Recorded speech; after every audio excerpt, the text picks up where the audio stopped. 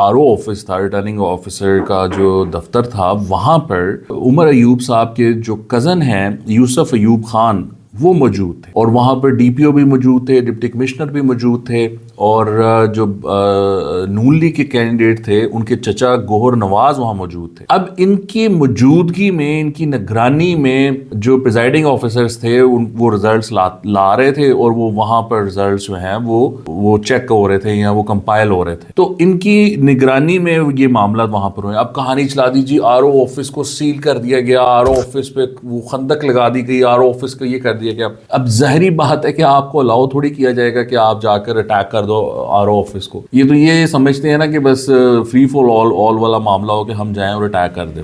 بہرحال یہ لوگ وہاں پر موجود تھے، اور اپیرنٹلی عمر ایوب کو ان کے کزن نے یہ بتایا کہ بھائی جان یہ میں نے دیکھے ہیں معاملات، ہم ہار گئے ہیں۔ تبھی انہوں نے کوئی دھرنا شرنا ہلکا پھلکا وہ معاملہ کیا ہوا تھا عمر ایوب نے، تو وہ بھی ختم ہو گیا تھا۔ تو اس طرح کی سچویشن رہی ہے ہری پور میں بھی۔